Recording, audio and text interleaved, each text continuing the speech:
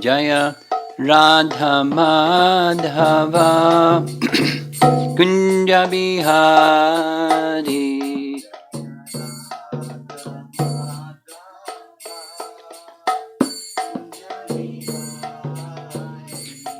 Jaya Radha Madhava Kunja Bihari.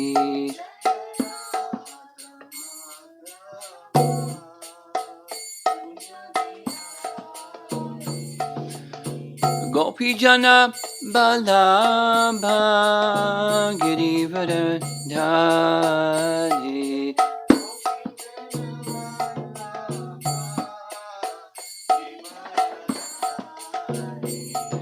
Gopi Jana Balabha Girivardhari.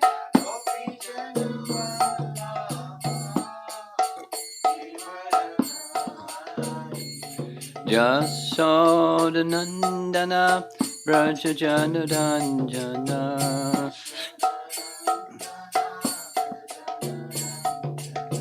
Jasodanandana Brajajanuranjana.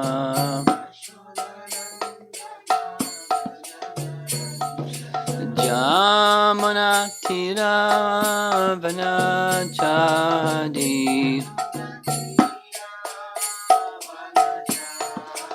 Jamunatira Vanachadi.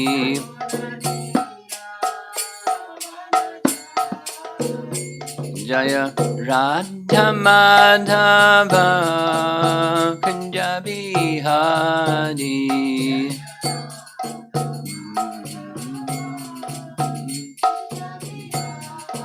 Jaya Radha Madhava Kunja Bihari.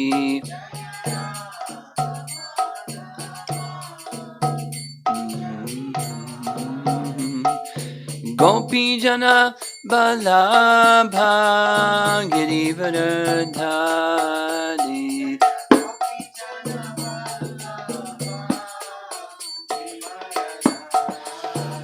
Gopi Jana Balabha Girivardhari.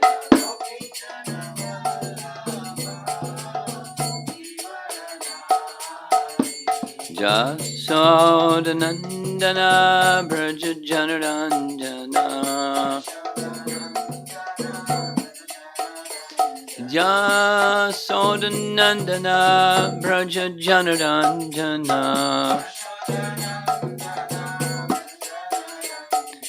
Jamunatira Vanachadi.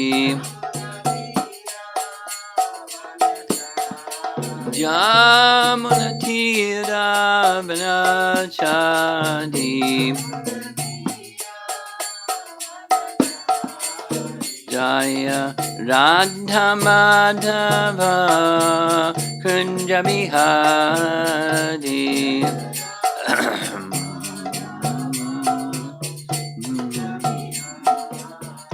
Jaya Radha Madhava Kunja Bihari.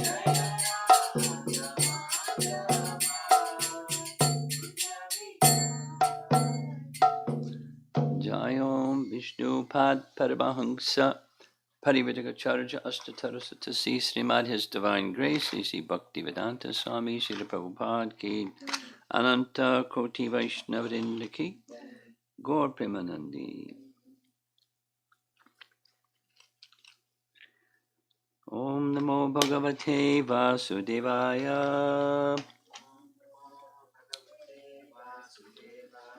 Om Namo Bhagavate Vasudevaya. Om Namo Bhagavate Vasudevaya. We're going to discuss this morning 3 verses from Canto 10, Chapter 26. 11, 12, and 13 are the verses. And while I remember, for those of you that are online, For the weekdays, Monday through Friday, class will be at 7 o'clock, not at 7:30 Central Time.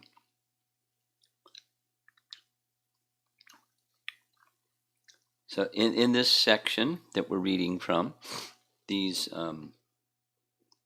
the chapter is Wonderful Krsna, and the elders are reflecting back on Krishna's lifting in Govardhan Hill and wondering, wow,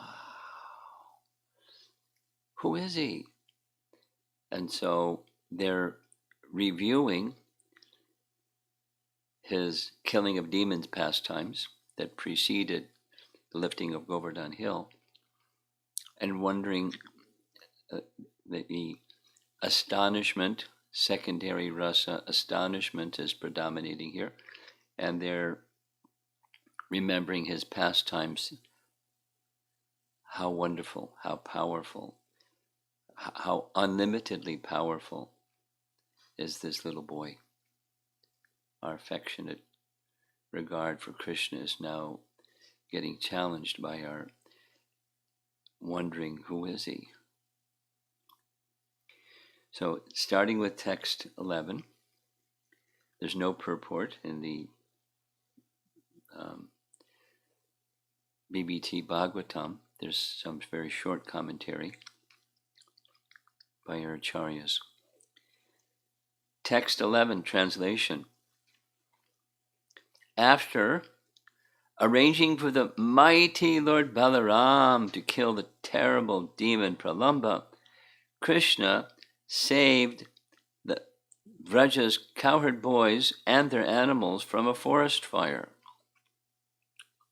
There were 2 forest fires, and this is one of 2. This one comes after the killing of Pralamba. Jiva Goswami's commentary says, through Balaram he had Pralamba killed. This shows Krishna's prominence. Why did he have Balaram and not others kill Pralamba? Balaram possessed great strength by Krishna's influence.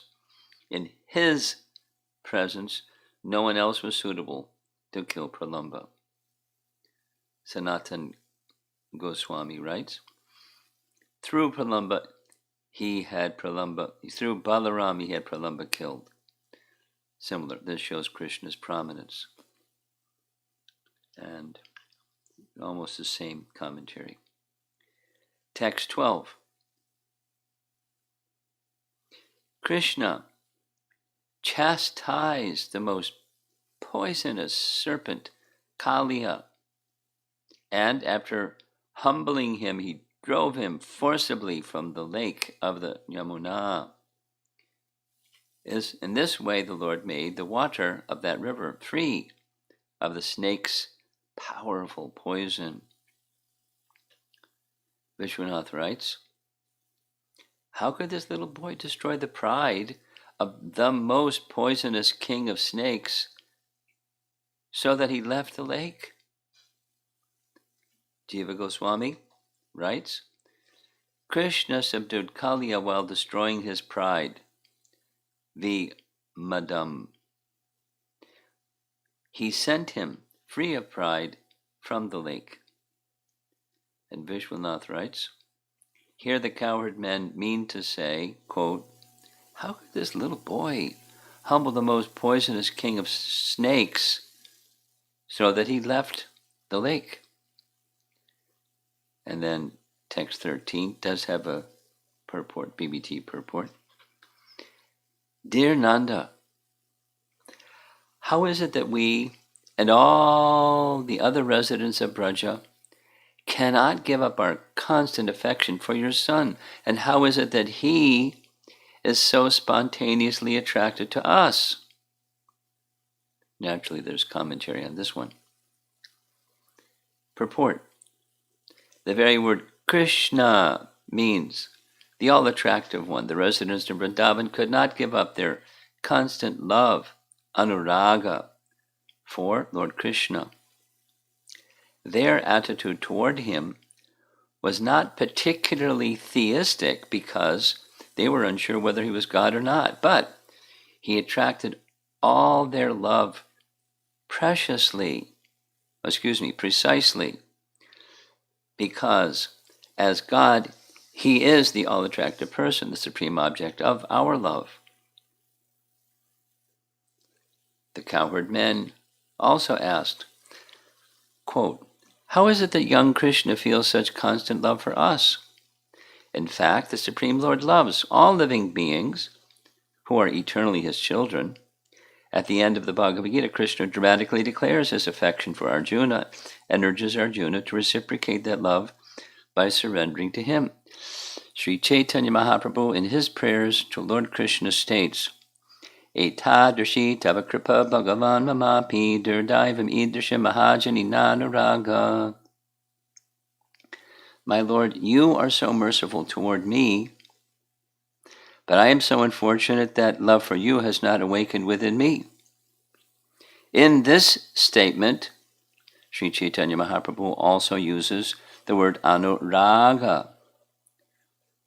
Our misfortune is that we cannot reciprocate the anuraga or loving affection that the Lord feels for us. Although we are infinitesimal and insignificant, and the Lord is infinitely attractive, somehow we do not give him our love. We must accept responsibility for this foolish decision, since to surrender to God is not the essential. Surrender to God or not is the essential expression of our free will. We're going to ask you to pause the machine again.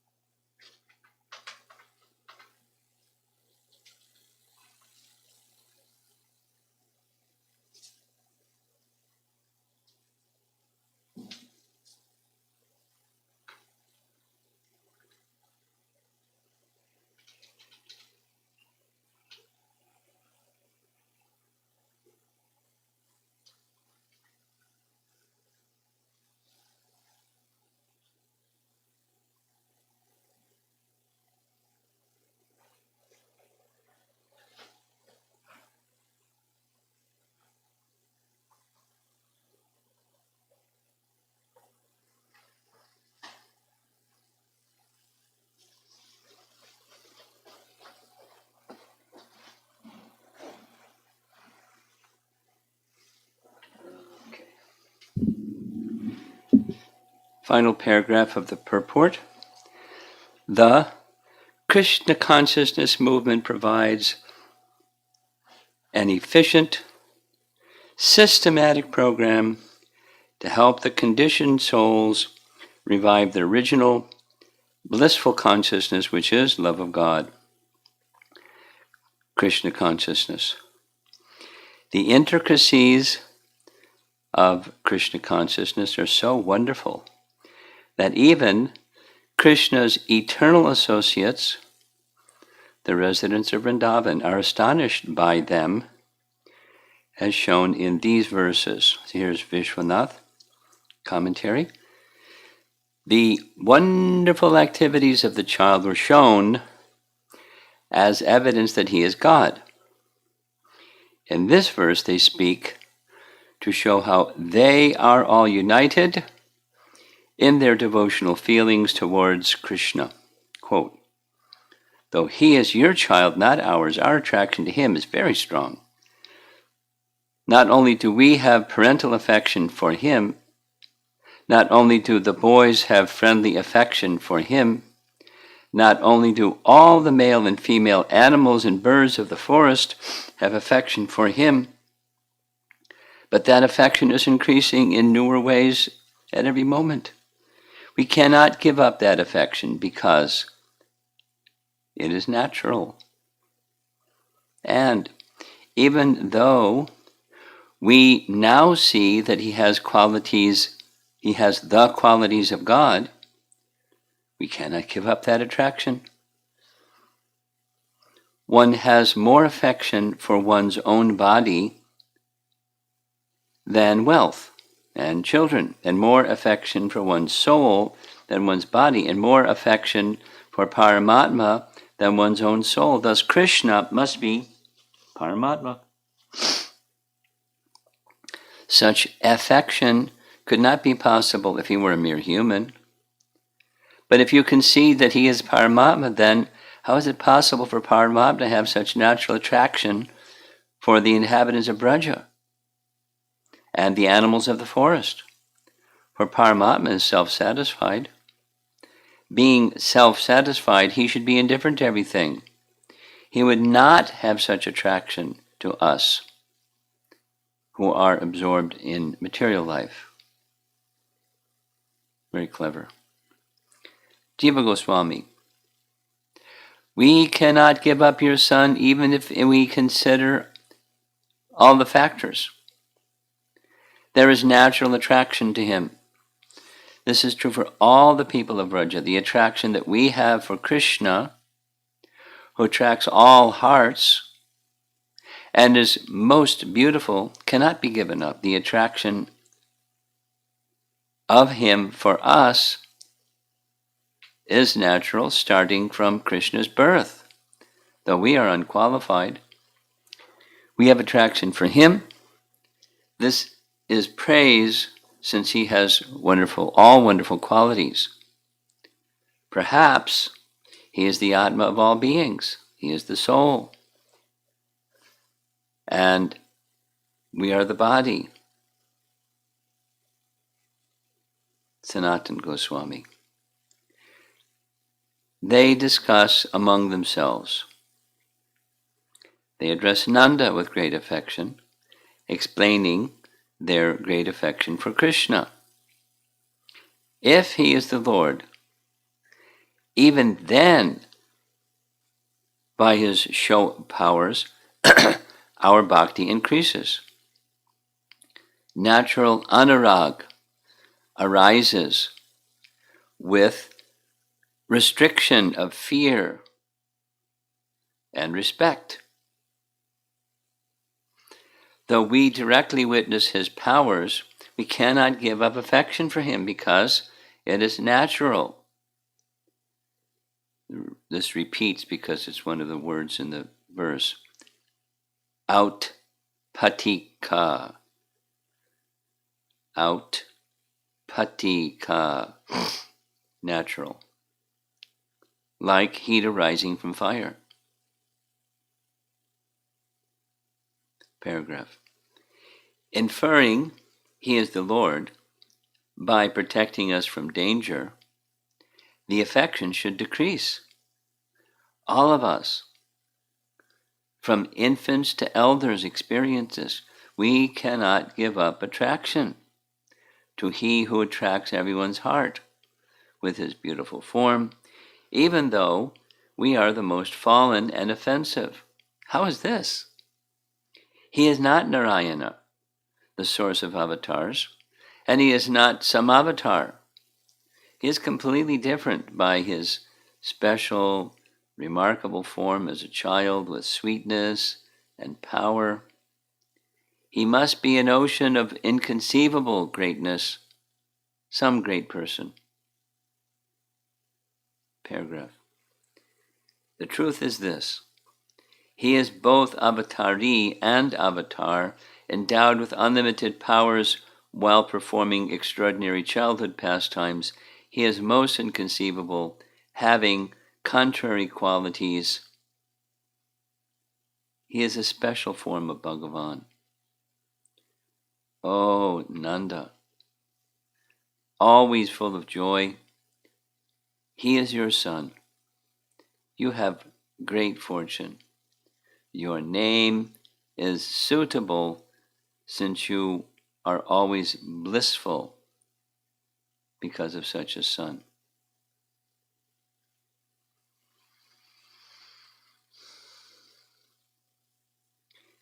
Now, that little comment later in this chapter, there's commentary by Vishwanath Chakravarti Thakur, text 32 of this chapter, of chapter 14. Chapter 14, we're discussing chapter 14 in the evening. That's Brahma's prayers. So, in one of Brahma's prayers, Brahma says, "How greatly fortunate are Nanda Maharaj, the coward man, and all the other inhabitants of Brajabhumi. There is no limit to their good fortune because the absolute truth, the source of transcendental bliss, eternal supreme Brahman, has become their friend."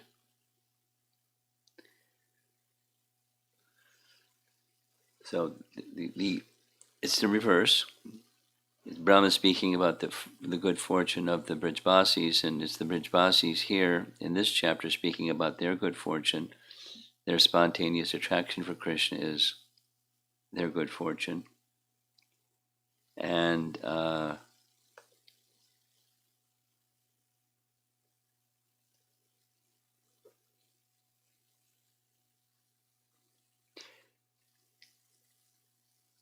there's,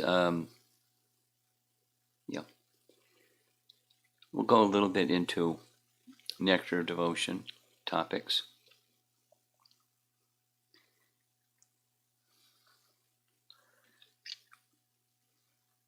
Advanced stages of bhakti come about when one's heart has become sufficiently cleansed.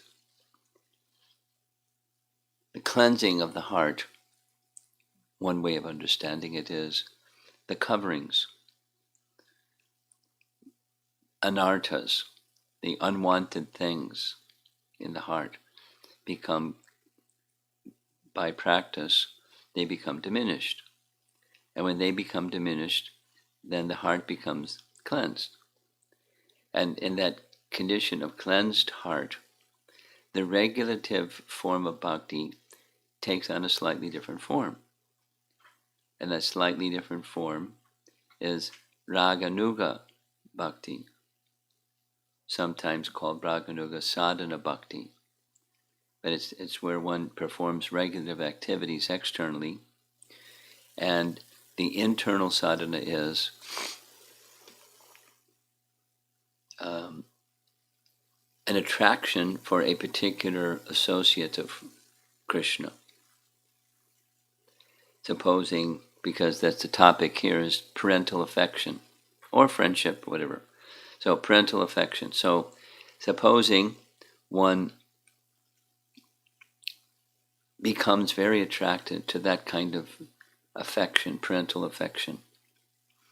So then the method, internal contemplation, cultivation method, is remember Mother Jasoda, for example, and how she speaks, how she dresses, her mannerisms, her feelings this time, feelings that time. An internal cultivation on remembrance of Mother Jasoda while doing your external activities. It's totally private and internal. And so those associates, whoever they may be, cowherd boys or gopis or whatever, friends of Krishna, they're the perfected souls. They're these ragatmikas. That's the language used in Nectar of Devotion. So it's right here in Vishwanath's commentary where he writes, so this is now going back to Brahma's prayer, chapter 14. how fortunate the residents of Vrindavan are. Specifically, he's speaking about Nanda, the cowherd man, specifically those that had parental affection. And within that parental affection is also friendship. So, commentary. After praising the Ragatmika Vatsalya Prem, deep spontaneous parental affection of the Brijvasis, Brahma glorifies those with Ragatmika Sakya Prem, friendship, and all those relishing intimate relationships with the Lord.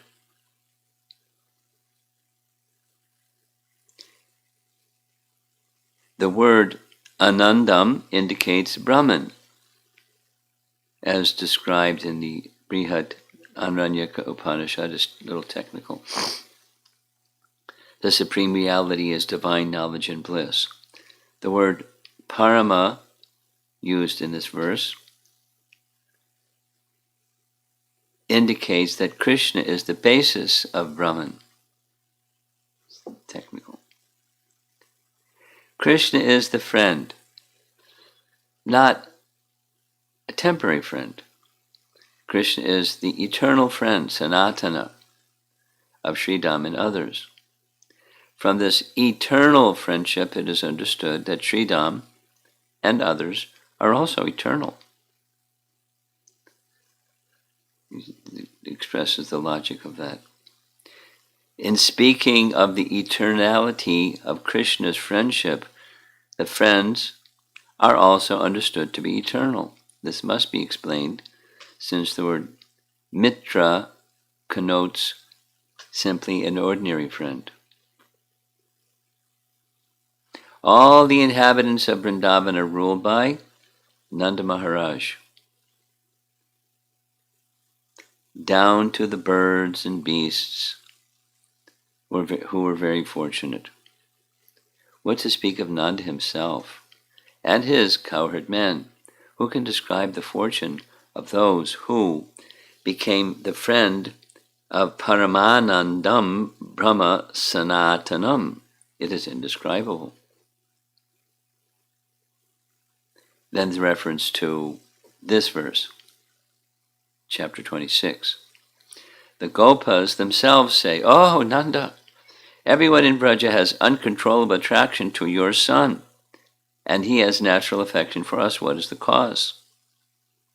The cause is that Krishna is Purnam Brahma, the complete absolute truth. Therefore, the inhabitants of Braja give the topmost bliss to Krishna and receive the topmost bliss in return. Witnessing this exchange of love, Lord Brahma repeats the phrase, "Aho, Bhagyam," twice, to indicate Krishna's, extreme bliss and astonishment.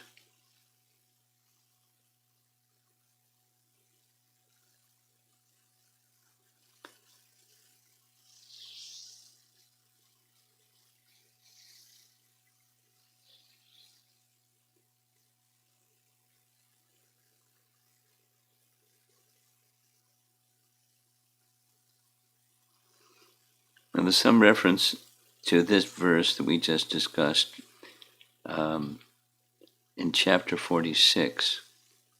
It's a really long commentary. I'll read it. I don't know what it's in. Let's see, maybe we'll understand as we read it. Chapter 46. You want to look it up? Chapter 46. It's text 36 from chapter 46, canto 10. Translation: O most fortunate ones, do not lament. You will see Krishna again very soon. He is present in the hearts of all living beings, just as fire lies dormant in wood. Commentary: Nanda Maharaj said, Oh, how great is our misfortune that our son, who had never abandoned us and always tells the truth, is delayed in returning to Braja. So that's it. Nanda's explaining Krishna's having gone to Mathura, having killed Kamsa, and he's going to come back soon. Don't worry. Uddhava speaks this verse to console Krishna's lamenting parents. Uddhava said, "You should not lament. Very soon you'll be able to see Krishna." Nanda said, quote, "You say we will see Krishna, but when will that be? Tomorrow? Or the next day? Or 10 days from now? With some consolation, we will keep our life heirs from leaving our bodies till that day. But if Krishna is not coming, you should tell us truthfully. Let our life heirs leave us, for we cannot stand the pain of repressing them." Hearing Nanda speak like this, Uddhava considered, "Alas, what advice can I give them? If they were suffering in separation from an ordinary, mundane son, I could enlighten them by saying, 'Why are you immersed in the illusion of family attachment like this? Family attachment to wife and sons is the cause of trouble. Give that up and attach yourself to the Lord.' But how can I give this advice to Nanda, who is attached to Krishna as his son? It is not like Vasudeva, on seeing the godly power of Krishna, weakened his attraction to Krishna as his son. Rather, by seeing Krishna's majestic powers, Nanda and Yashoda's attachment to their son becomes even stronger. And they think, 'Alas, even the parents of an ordinary son die out of misery if they can no longer see him playing in their house. By our good fortune, the Lord himself played about in our house as our son. We lament bitterly if we cannot cuddle Krishna for even a moment. How will we live without seeing that child in our home? We are most unfortunate having been separated from such a child.' But on the other hand," still quoting, "upon realizing the godly powers of Krishna, Vasudeva and Devaki think, 'Krishna is the worshipable Lord, he is not our son.' Thus, they refrain from embracing and fondling him. Not only is the knot of possessiveness tied tightly for Nanda and Yashoda, but Krishna has stronger possessiveness of them as well, even though he is the Supreme Lord." Unquote.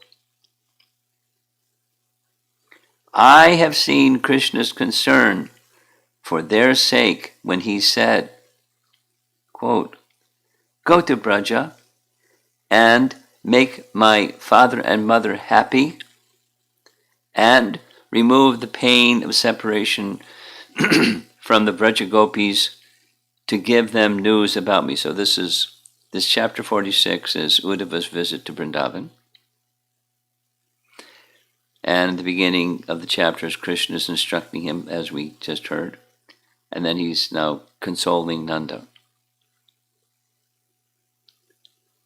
And then there's reference to this verse from Canto 10, chapter 26, text 13.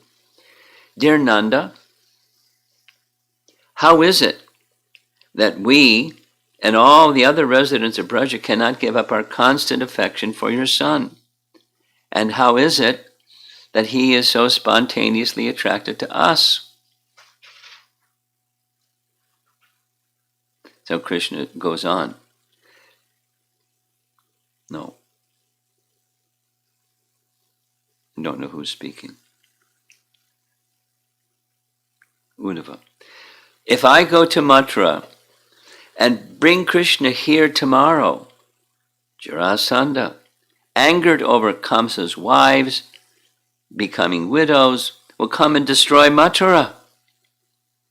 Who then will protect Vasudeva and the other Yadavas?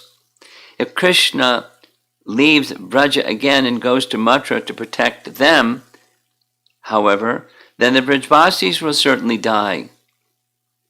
If I tell the Vrajvasis that Krishna will come in 4 or 5 years, it'll be very hard for them to hold on for that long. If I lie, telling them Krishna will come after 4 or 5 days, when the time expires and they discover I lied, they will also die. Alas, as there is no other means, I will now weaken their prema by discoursing on spiritual knowledge. I will tell them that as the Supersoul, Krishna is indifferent to everything, and as the formless, impersonal Brahman, Krishna has no relationships with birth, father, mother, material activities, or the material body. To realize all this, I will teach them how to meditate on the soul.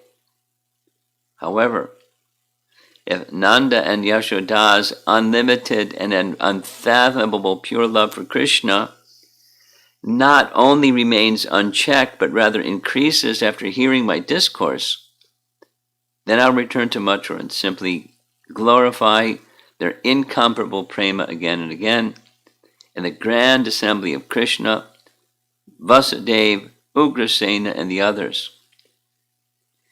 Hearing this, Uddhava meditated on Krishna and spoke about Krishna as the Super Soul. This is all purport or commentary.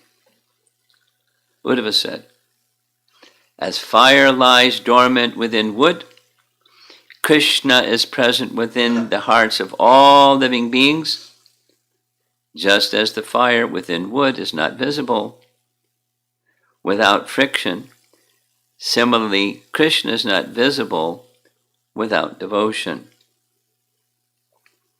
Hearing this, Nanda and Yashoda thought, Uddhava is telling us that if we do not perform devotional service, as the Vaishnavas do for Krishna, our son, why should he appear in our house?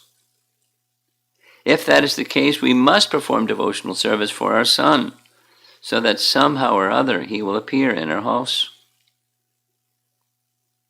After Uddhava returned to Mathura, Nanda and the cowherd man, their eyes brimming with tears, said, it's in chapter 46 after this chapter, "Oh, fortunate one, may our minds rest on Krishna's lotus feet. May our voices always sing his names, and may our bodies offer him respects."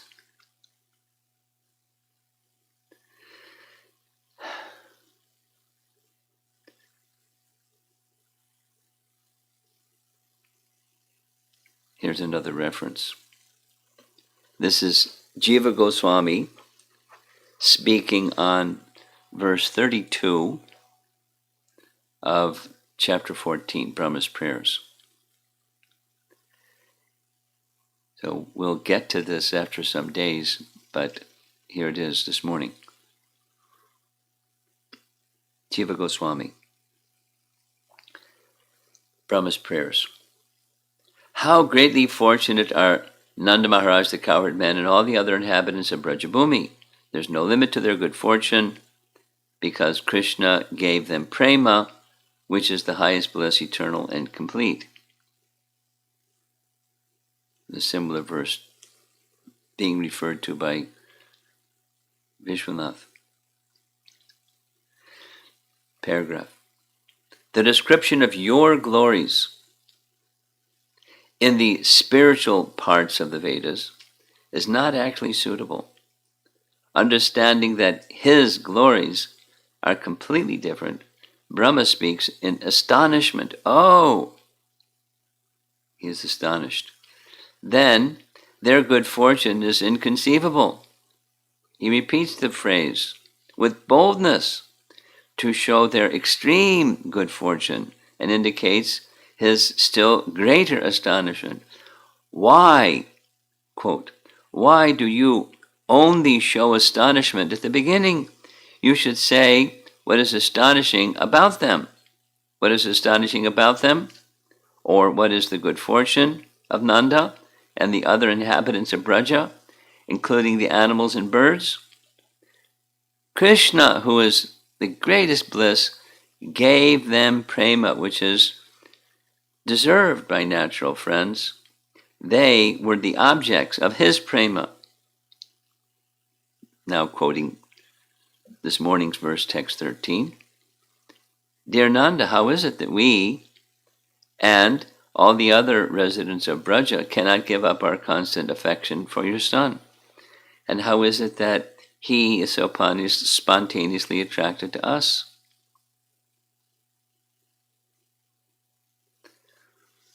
So then there's a lot of philosophy from the Upanishads. There is a little bliss,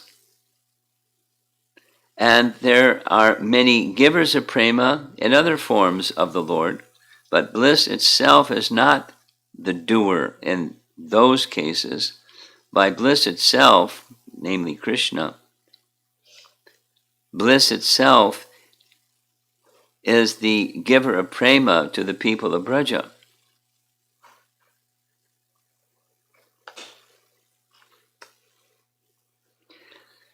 This is to be known from the Shruti alone. Parama, combined with Ananda, so Paramananda, means extraordinary sweetness by nature, like the highest sweetness in various degrees of sweetness in sugar candy. This is good fortune and astonishing. There is something else which is astonishing. What's that? The bliss. This bliss is eternal. Someone may have a little amount of bliss, but that is not eternal. These cowherd boys had eternal bliss. Why is that?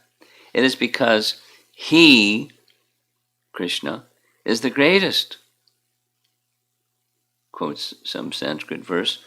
Brahman is great and gives greatness to others. Scriptural reference.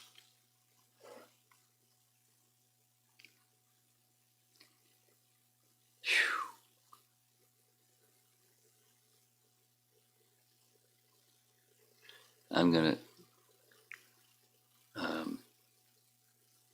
stop there.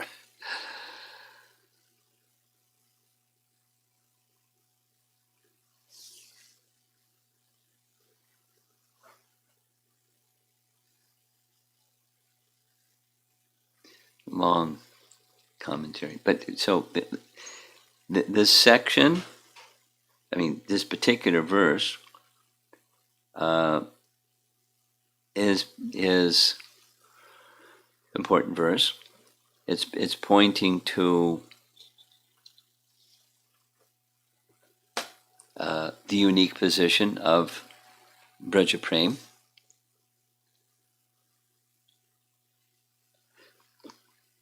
The of Krishna's regard for the Brijbasis. There are other places where this is described, but you can see from the commentaries our acharyas really like the topic.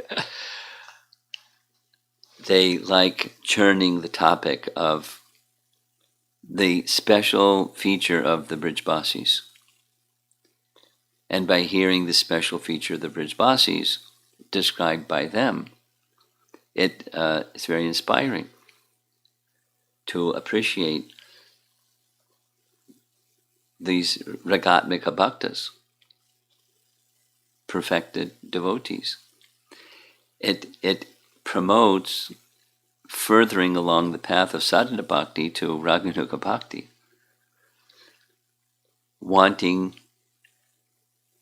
having some idea of, and then wanting to reach that position of the love of those residents. We'll step back and say, as we heard in the BBT purport, Krishna consciousness, love is love of God. So that's not a new idea. Love of God. Love God with all your heart, with all your mind, with all your strength. That's it's the core teaching. That's the Krishna conscious core teaching that Christ gave. And Prabhupada often spoke about the kindness that Christ was offering by teaching that teaching, love of God. It's not a different teaching.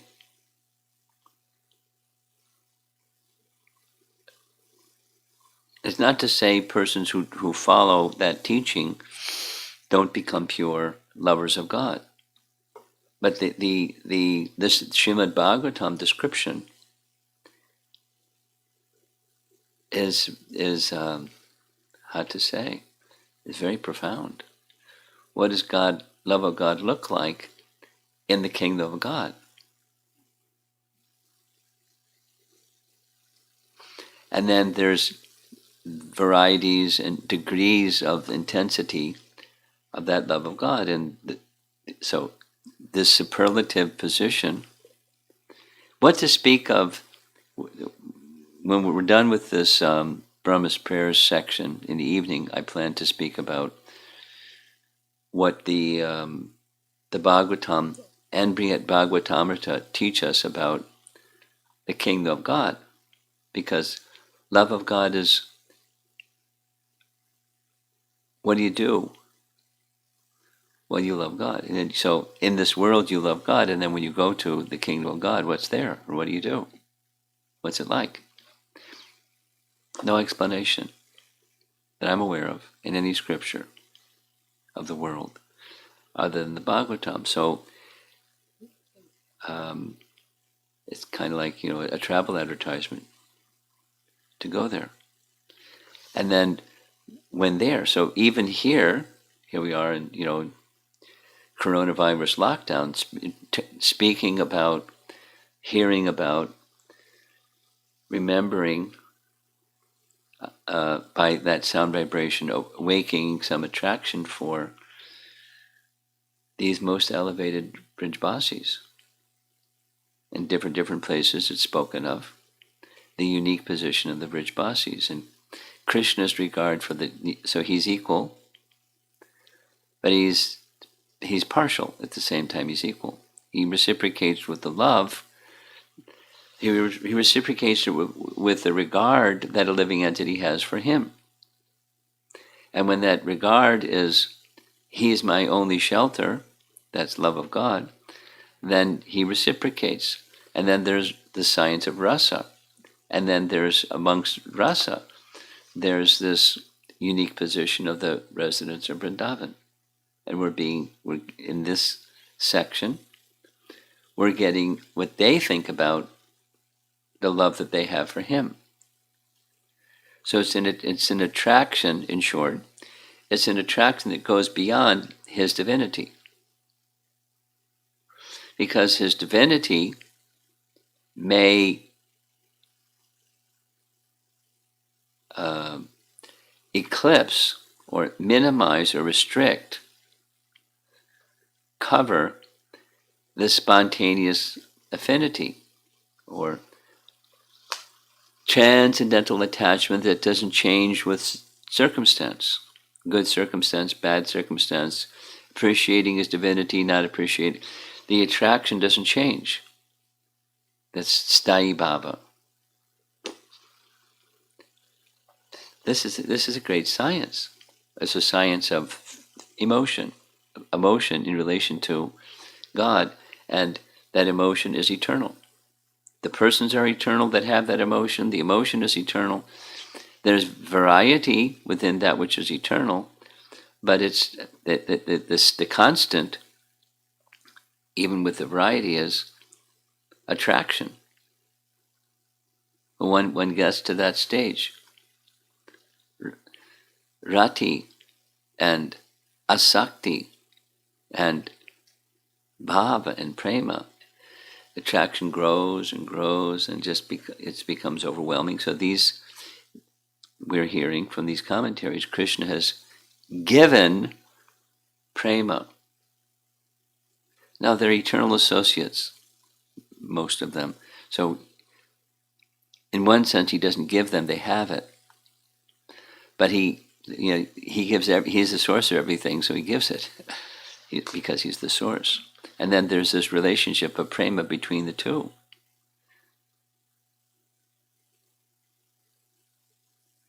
They're the object of his attraction, he's the object of their attraction and affection and feelings. And wherever he goes, when he goes to Mathura, when he goes to Dwarka, his feelings don't stop. And their feelings towards him don't stop because of circumstance. It doesn't fade. Everything material comes and goes. It comes and it goes.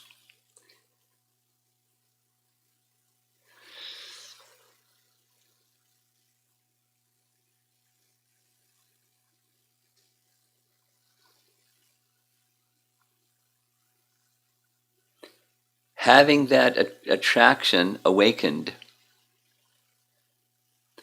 by hearing from those that have that attraction, our great acharyas and Shukadeva Goswami and so forth, by hearing from those that have that attraction, our natural attraction becomes awakened.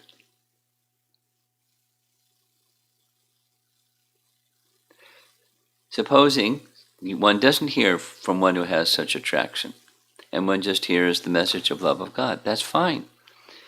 And then in experiencing the love of the residents of Vrindavan isn't going to take place. Another kind of love of God will take place.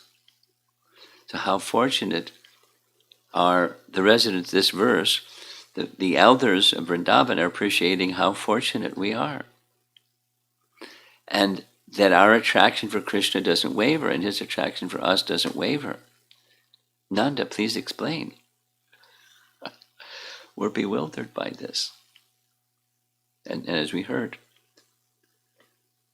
our attraction for Krishna is greater than our attraction for our own family and our own children. That's not normal. You may have appreciation for others' children, but not more than your own children. But we have that, and not only we have it, everyone has, not just the human species, all living entities have it. So what is this? Nanda, you're very wise, please explain. By so they're spontaneous, the curtain has parted, and they're seeing divinity, but they're also appreciating, while seeing the divinity, that spontaneous attraction is there. Us towards Krishna, everyone towards Krishna, and Krishna towards everyone. And what's this all about? Why is it? Who is he, and why is this spontaneous attraction so indomitable? By their asking the question, and it gives the commentators opportunity, the door is open for them to explain it in the way that they like to explain things. So we're getting, by their mercy, we're getting a picture of Braja Prem. And how attractive is it?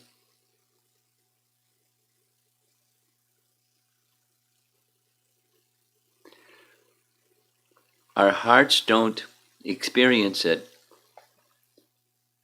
primarily because of ignorance or attachment to the temporary. And we have to deal with the temporary. We have to be responsible in our life and our duties of life, and be responsible while simultaneously the attraction for the eternal relationship with Krishna becomes awakened.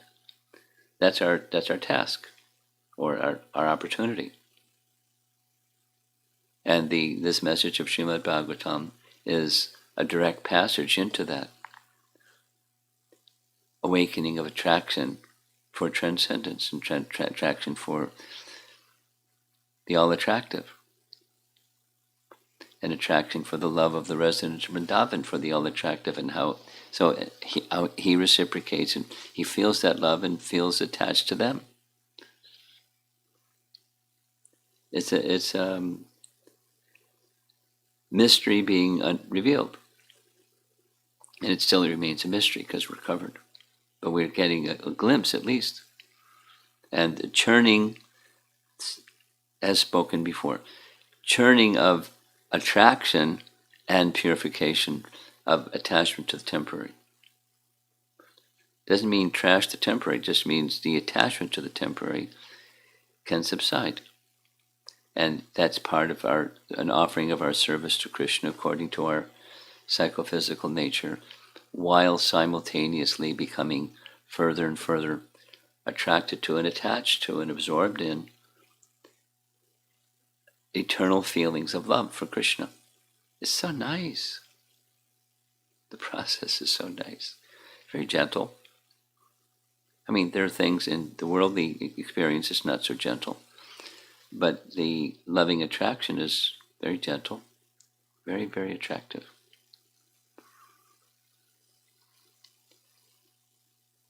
And it's 8:30. So let's see if there's some discussion.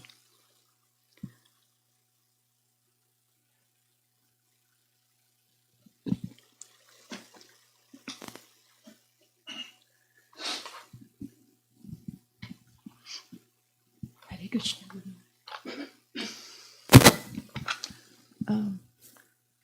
Guru Maharaj, as you were sharing, hearing these pastimes can invoke that kind of attraction in our hearts.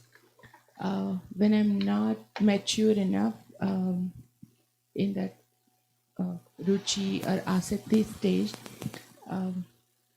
is it okay to have that kind of internal cultivation you were mentioning? Okay to have what? The internal cultivation. You mentioned about the raga nuga and raga. Well, it evolves naturally. It's not something like, the clothes you put on in the morning, and then you take, it's something that grows. It's internal. It grows. It's not so. The followers of Lord Chaitanya should know we're followers of Lord Chaitanya. This is where following Lord Chaitanya leads us. And so when there's some understanding of this, that's where the train is going. We're at different stages and passing through different stations, etc., looking out the window on the train. We're not there yet, but we know where the train is going. And we can anticipate getting to that destination. That's nice. But then, and that may give impetus to carry ourselves properly as we're moving towards the destination. That is, our duties and our mannerisms and the quality of our communication, the thoughtfulness, the mindfulness behind what we're doing, that it should be pleasing to Krishna and not otherwise, and so forth. It'll strengthen. But our present situation, it can.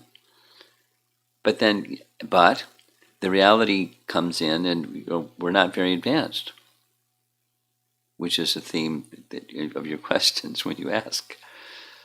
I get distracted, or I get angry, or I get something, and I get lost in that temporary.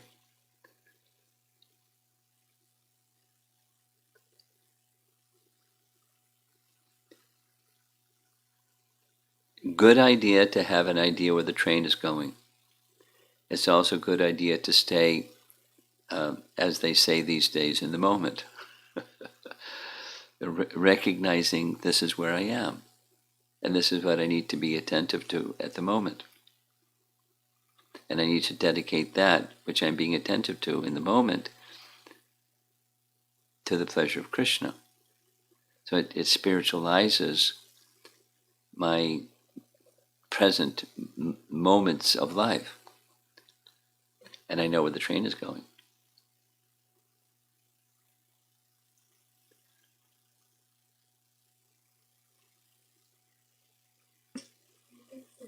Okay.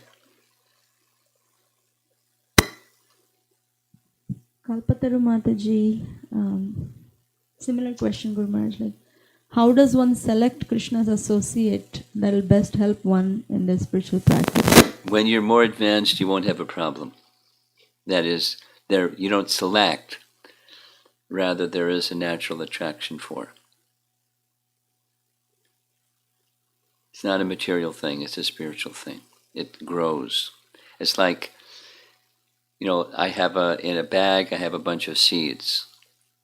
And now I plant the seeds and I find out what's the color of the flower. It's already in the seed. It's a blue one. It's a red one. It's a yellow one. It's a pink one. It's already within the seed. So just plant the seed and fructify the seed and nurture the seed nicely, and there's no selecting.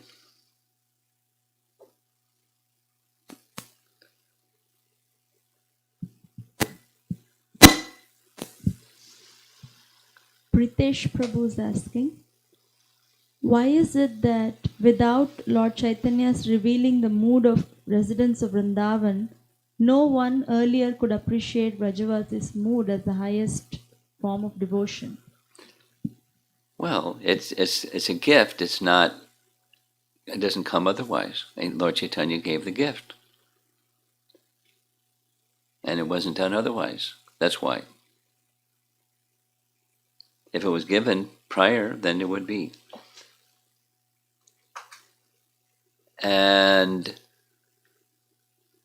like Christ said, Prabhupada was speaking, there's so many things I have to tell, but you cannot bear to hear. He was speaking to an audience that wasn't, pretty rough audience. And what did they do when he told what he told? They crucified him. Or Socrates, just he was teaching about the soul. They said, okay, if you believe so strongly in the soul, then drink this poison. And he drank the poison. So what to speak of these other things? Because people aren't ready to hear.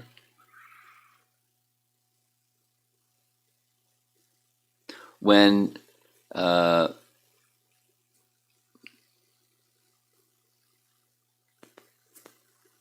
Madhavendra Puri was experiencing love in the mood of the gopis, his followers couldn't understand him. So, that's devotees, what to speak of worldly people. It's the phone? Is the phone causing that? You don't know. Okay, carry on.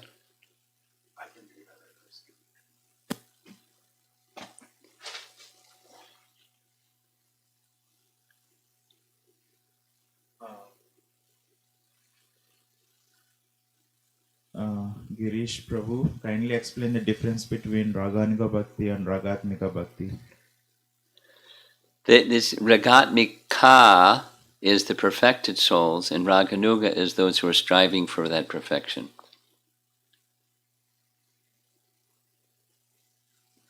And Stiramata asks, different acharyas explain different things in different ways. Yes.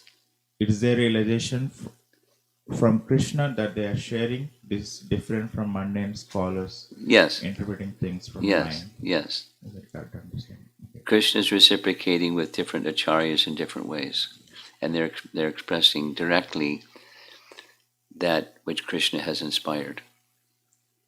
And it's from the public, Nidhi Yadav. What's the best kind of service for the Lord? What's the best kind of service for the Lord? That's a broad question. I think I would need some clarification on what's the intent behind the question. Huh? Oh, the best service to the Lord. Well, whatever it is, here's a short answer.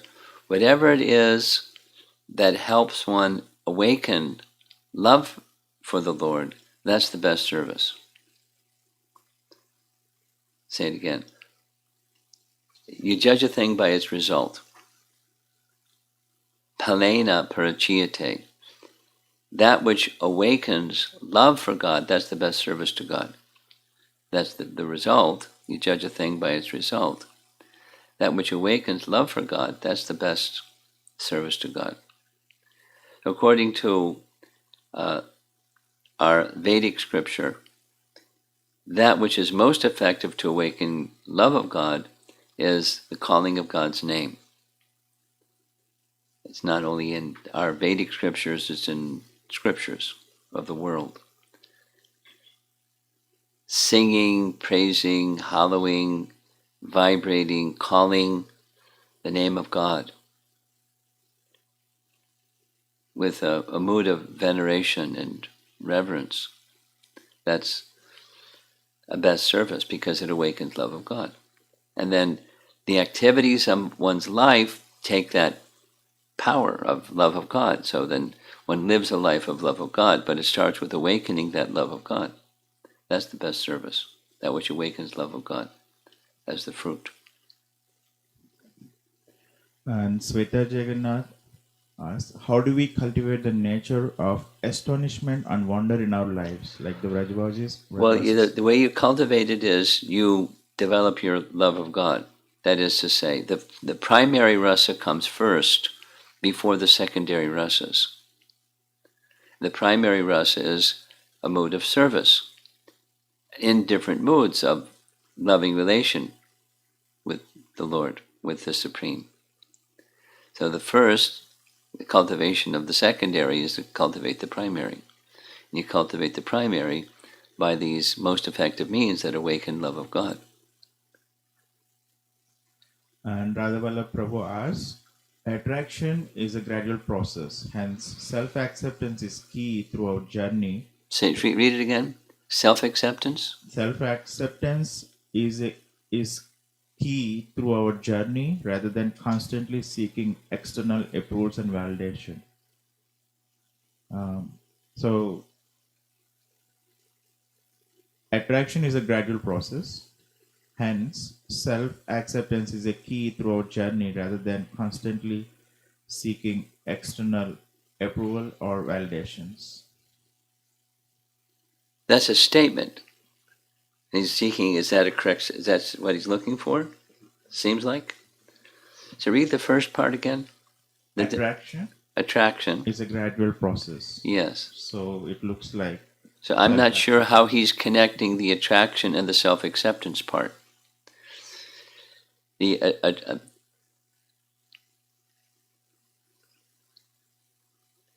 self-acceptance, let's just say commonly that would mean self-acceptance means I'm not yet attracted. That's what we just heard in one of the commentaries, Shikshastika 2. I know that Krishna is all attracted, but I'm not attracted. I'm distracted. Nanuraga. This anuraga is missing. So my attraction is missing. And there's self-acceptance that says that's what my present position is. So I'm not sure exactly what he's seeking, and he's not here to explain it. So maybe you could send a little text to explain what it is that you want to hear, because I'm not clear what you want to hear. Yes, attraction is a gradual, and self-acceptance is I'm not there yet, but I want to be there. And you put those two together with striving by right means to reach that attraction stage, then fine. If that satisfies, no need to send some additional message. Next is Girish Pingle Prabhu. For one who has attained spontaneous attraction, like Vrajavasis, does Paramatma in their heart gets replaced by Shyam Sundar Krishna? Well, it depends on their mood. One of the teachings of our scripture, just reading this yesterday, the Lord is so kind that he accepts or he manifests a form exactly according to the mood of the person who's attracted to him. He manifests a form corresponding to the one who's attracted to him. So the answer to his question depends on what their attraction is. That's what form is going to be manifest. This is Prashant Pandey Prabhu. Is Krishna Prema in the mood of Rajavasis not found in any other Vaishnava Sampradaya? Please elaborate on this. Please elaborate. Well, I'm not so conversant in the teachings of other sampradayas, so I can't answer in kind of a comprehensive, authoritative way. I do know that some of the other sampradayas, two of them in particular, have a strong emphasis on the unique position of Radha in her relationship with Krishna. That is, they have a clear understanding of Madhurya Rasa. And so it seems, because I'm not a scholar or learned in what other sampradayas say, it seems that some also have a sense of the uniqueness of Vraja Prem. But I can't speak too much about that because I don't know so much.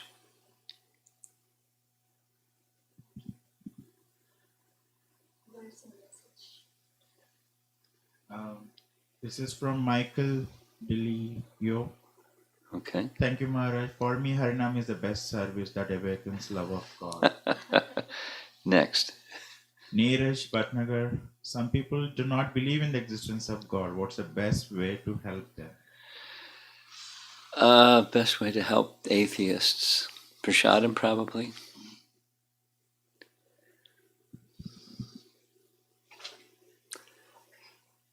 And just having them here chanting, whether they're atheists or not atheists or theists, chanting of the holy name. Shri Radhika Mataji's question. The last point you mentioned in class was that the process is very gentle. It is easy for ruffians like myself to miss something so gentle, so subtle, and so refined. I'm linking this to an image you often share of an iceberg. The misvalues, so to speak, sit so deep under the surface. At my current stage, lacking in gentility, it's unnatural to assume the external behavior that will always align with deeply held values. So, how do I refine my ability to allow Krishna consciousness to seep through in spite of such rough filters? Well, welcome to the club. There are lots of persons in the same position. And a message of Bhakti Siddhanta that I've been meditating on of late, I shared the other day, and that is offenseless chanting has an effect of effacing. We discussed this. The word effacing is a different word than we usually use in our common language. Offenseless chanting has the effect of effacing both the gross and subtle body. A nice word. Dictionary definition, because I had to look it up. Effacing means wearing away to the point of extinction, like a common use of the word effacing is effacing the dates on a coin. As coins rub and rub and rub and rub and rub against other coins, then what the date on the coin may become effaced. It's still there, but it's hard to discern it.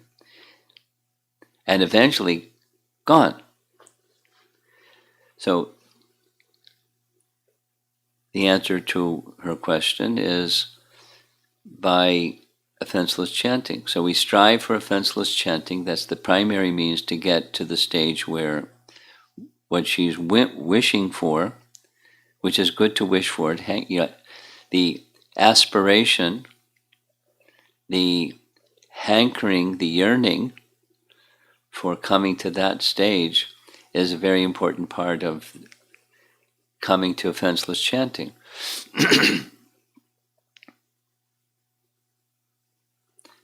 And you continue with enthusiasm. And then it becomes your experience instead of the present experience. That to do all that requires faith, and requires good association, requires determination, requires some number of things, but continuing to make proper choices as we move down the passage of time and life. Continue to make choices that are directed towards that pure chanting and living, we can say, living from the heart, or living from that deeply held convictions place. And there isn't a substitute. Okay, we're done. Srila Prabhupada ki Jai.